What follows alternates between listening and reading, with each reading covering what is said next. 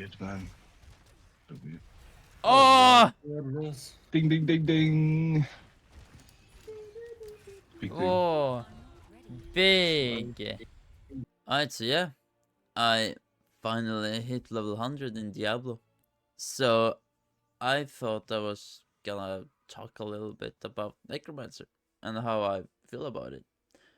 And normally, I'm a big, like, one trick when it comes to Necromancer. That was like the only thing I played in Diablo 3. So, a little bit biased, yes. So, take a little bit what I'm saying with a grain of salt.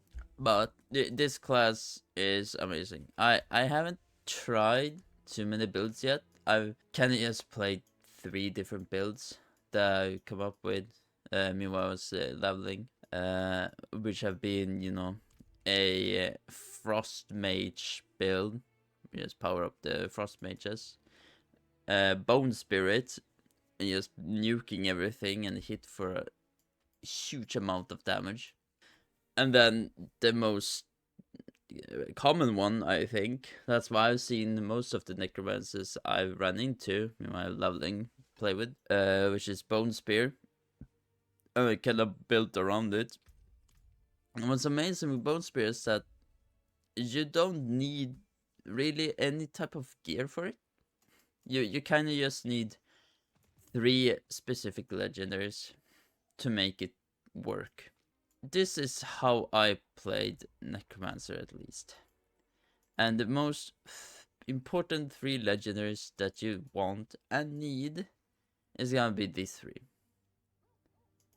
Of course, the core standard one isn't too important when you level, but it is goddamn nice for nuking bosses or big groups where you just get a damage increase when you know, group everything together.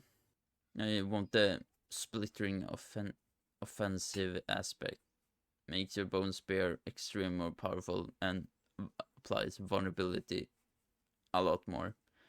And you normally want to have that legendary on a neck or on a 2-hander if you have that.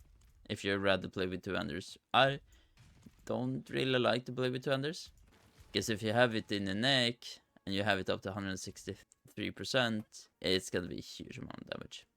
Yeah, and after that, you do want to have, you want the offensive aspect of Serration, which makes it so your passive for bone skills also gives you crit damage, which is absurd and broken as hell, and you don't even need to have too much essence for that in that case, just because it doesn't scale up to, you know, infinite like the normal passive does, which is really nice. Other than that, you don't really need any other type of like offensive legendaries at all. After that, you can kind of go full defense mode if you want on your gear.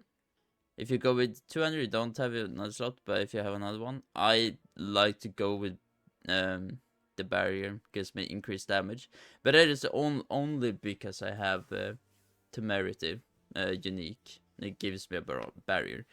I can imagine if you don't have Serenity, I would probably go for core skills increase your attack speed. I don't think I have one of those legendaries saved up, but I'm gonna try to find it and try it out. When it comes to rings, you just want to go into full essence generation, because Bone Spear takes a lot of essence. And this one's like bread and butter.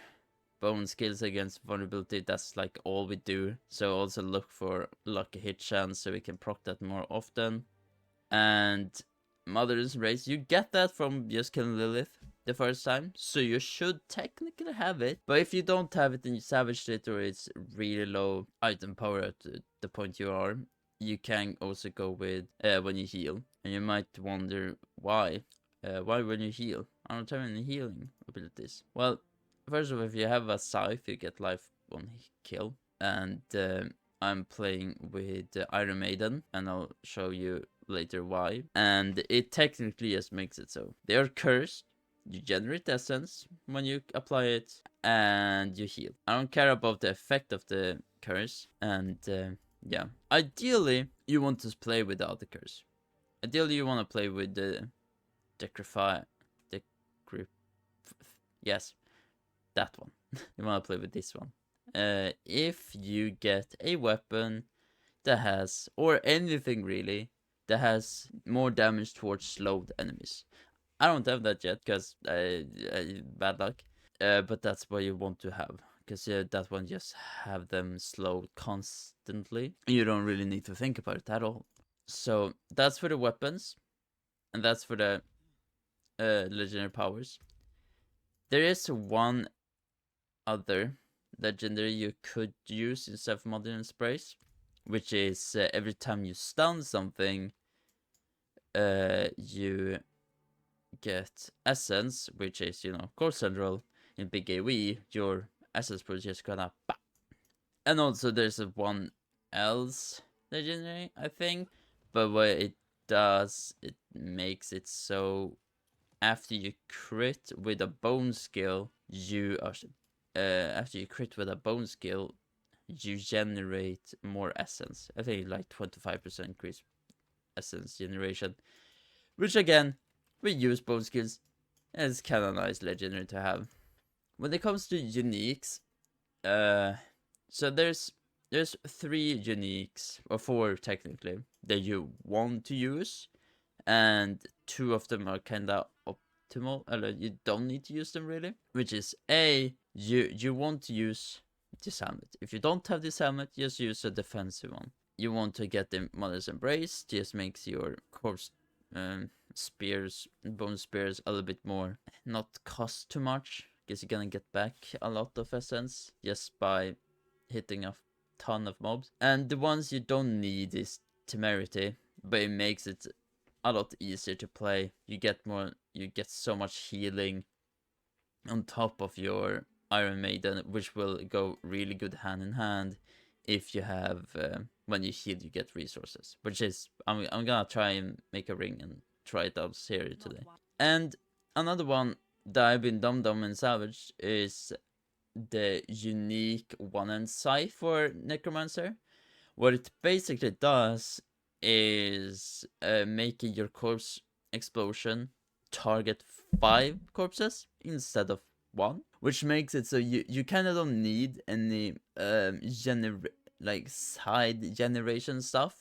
For example, I'm not in need of Mother's Embrace then, or I don't need this one. I can just use 1, and that's all. Because after a pack or in a pack, you just go corpse, bone spear, corpse explosion, bone spear, corpse explosion, and that is just gonna eliminate the whole essence problem. It's not the greatest combo in a boss fight situation, because you know you don't generate too much corpses in a boss fight, but bosses normally dies really quickly with this build enemies. So, and when it comes to the reason why you want to use that scythe, or why I want to use it at least, is that there's 2 reasons really. 1, fueled by death. When you consume a corpse, you get 18% damage increase. Nice. If you know, weave between those, you're gonna have this up all the time. And there is Paragon that goes really good in hand with this, which is flesh eating. Consuming 5 corpses grant 40% increased damage for 6 seconds. This is also gonna be up all the time in that case. So you kinda have 66% damage increase just from 2 little passives. If you have that, if you don't have this, I wouldn't recommend to use this. You can, but it's not gonna be up as consistently, and 6 seconds is not too long. If you exactly kill a pack, you kinda need to use to, you know, go up to 4 stacks, go close to something, corpse tendril. I think that counts as consuming a corpse, should be, and then blow everything up. That is something you can do, but I don't like that. I just play without it. I'm playing with Bone Splinter, very basic, bone skill, proc my bone passives and stuff, generate essence if I need it. I normally don't press it because I normally don't need essence. Bone Spear, you want as much ranks into it as possible if you can get it. Everything about essence and core skills. I like to have hued flesh. It's just Nice to have a chance to get a corpse of bosses. Blood Mist for extra survivability. If you get CC'd or if you get paralyzed or anything, also it's really nice. If you miss the lightning shield in Nightmare Dungeon, also nice. Consuming corpses gives you essence so you can get fueled by death. You would take more into this if you had that scythe, because that's just gonna make your essence generation so much better, because that will be 30 essence per corpse explosion. Damage to distant enemies. You can play with this if you play normally. When you play in group, you take this. When you play alone, you can use Death Embrace, because everything wants to kill you anyway, so they're gonna run up to you. But if you want the most out of damage, Death Reach. Then Curse, Iron Maiden. I like it so I have a other way to generate essence and also increase my damage by a lot. So you know, go into a pack, just spam it out, get my essence back, blow everything up, go to the next pack, Curse up, and so forth. And it goes really good with the pants I'm using, so I get that shield up. Like I said, if you get a weapon with slow-ish stuff, you want to change that out to this. Cost General, of course, most broken-ass ability Necromancer have. Just a big grip. It can be a little bit buggy and not drag everything in sometimes, but yeah. A bit of Fortify, doesn't hurt. Everything in bone shit. And then we come down here. We want Bone Storm. I don't know why, really. You can choose between using Bone Storm or Corpse Explosion. I was playing with Corpse Explosion a long time, but I thought that I don't really need the essence, extra essence I get. It doesn't do any damage. So let's take Bone Storm. That increases my crit chance and damage reduction. So it's like it's just a really good ability to press. Tankier, do more damage, have AoE. It's just amazing. And also it helps stacking up some of the passives we have. I think it's this one. Yeah, critical 10 times, increase your bone skills by 15. And then of course the bone passive. Everything into sacrifice pets and get as much as damage reduction we can. And above the pets, we have them sacrificed. We have crit chance, mages, increase essence. Out of it, you can kind of see this as a 50% increase essence and 50% increase damage thanks to the bone passive. And golem, I use critical damage increase because again we crit a lot. And then when it comes to paragons, you can, if you want, just copy what I've done, but this is for level 100, and it's not really much to say about it. Like the first 3 for bone shit, you take everything in it. Kinda, because it increase your damage with bone skill. Next one is just if you're close with a corpse, which you're normally really not, so you just constantly get damage increases. You cannot take everything. You can take more survivability if you're playing hardcore. Here you take not everything. I just went for getting this damage to injured enemies to get a better execute. It's the same as down here. Damage to injured enemies. It's really nice to have a good execute on certain bosses. And also to get more glyph sockets. And of course, Flash Hitter if you get that scythe. Or if you like to go, you know, Corpse Explosion a little bit here and there, and then use Corpse Tendril to pull them in and activate this. Then it'd be really good. And yes, over here, damaged while healthy. So you get more damage when you're healthy. Like, though, this 2 is not really that important. These 2 are like the most important ones. So that's like the build itself. I'm gonna try to make just pivot a little bit towards Bone Spirit and try how that goes, because last time that exploded for a lot of damage. But I can jump into a little bit of dungeons and show you guys how this plays in practice. In lower keys, when you're just farming, like these guys are just 6 levels ahead of me, which is not, you know, a huge amount.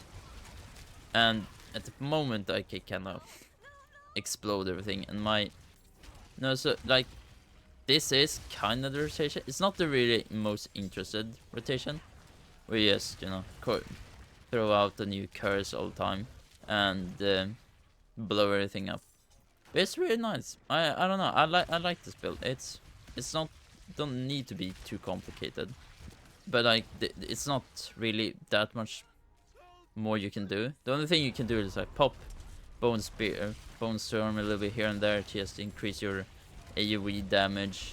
But yeah, the only thing that would change, I would probably say if you get the unique for the scythe, that makes it so you know you course explode 5 targets. Go with the other curse, because you don't really need the essence generation from it then. That's kind of like the only reason why I'm using this, because of it. When you heal, you get more essence. That's like the only reason to play with Iron Maiden. And also it's just so more brain that just throw it out on everything. You don't really need to think about it. More what you need to do with the other one and watch your essence. One downside with this build is that you kind of want to play alone. It's not the greatest in group, I felt, because you need to be the guy that kills the enemy to get back essence from a passive. This might be false, but that was what I have felt every time I played with people. My essence just plummets so much faster because I'm not able to kill everything. And those guys are one of our biggest enemies. Suppression is hands down the most annoying affix for this build. Because like, if you're not close enough, you're not gonna do damage. If you stand inside it, you're gonna be in danger. But also, these spears that falls down comes back will not hurt him at all. So it is like only a certain situation where you can actually nuke one of those, and it is if you get him to be close to a wall or something. Yeah, that's kinda how you wanna play. It's not complicated. It's just literally just to curse Bone Spear and sometimes pop Bone Spear, Bone Storm. And Curse Turner is really, you know, when you see a big group or big group of elites, oh shit, let's pull them together. But you cannot do it on cooldown. Just go with Corpse Explosion to make it more easier. Get more essence generation. You don't need Bone Storm, really. And also you can technically just ignore curses and go for Bone Storm and Corpse Explosion. That is probably the more safer way to play it, but I like to have a curse to make them take more damage, and also later on to get them to be slowed and do less damage as well. It's really nice. But then, of course, when it comes to stats priority, I would say I like it the most to have like a lot of crit damage and crit chance, have physical damage increase, damage to vulnerable, bone skill damage, and bone skill vulnerability on your items is of course one of the more important stuff. So you have that. Intelligence is really strong as well. I didn't get as much as int when I was leveling as I should have, because I thought that crit damage looks more spicy. But yeah, no, it's not hard. This build is not hard. I want to try. I don't know if I'm gonna do it now or in the next patch, but I do want to try and make a Bloodlands build work, just because that ability is technically the same as Bone Spear. It's just more cool and a little bit more spicy to use. Yeah, no, that's my Necromancer. If you don't have a Necromancer and you was thinking about trying one, do it. Necromancer is mad fun. There's a lot of builds that you can do. I haven't explored all of them. So if you have a build that you think is really fun, please let me know in the comments and I'll try it out gladly. I can try to send a link for my Paragon setup and my skill tree if you just want to have that to follow. Thank you everyone for watching. I hope you guys enjoyed. If you're interested in more of this stuff and want me to try to get like certain builds to work, I love to try new builds or come up with new builds. So yeah, thank you everyone again, and I'll see you next time. See ya.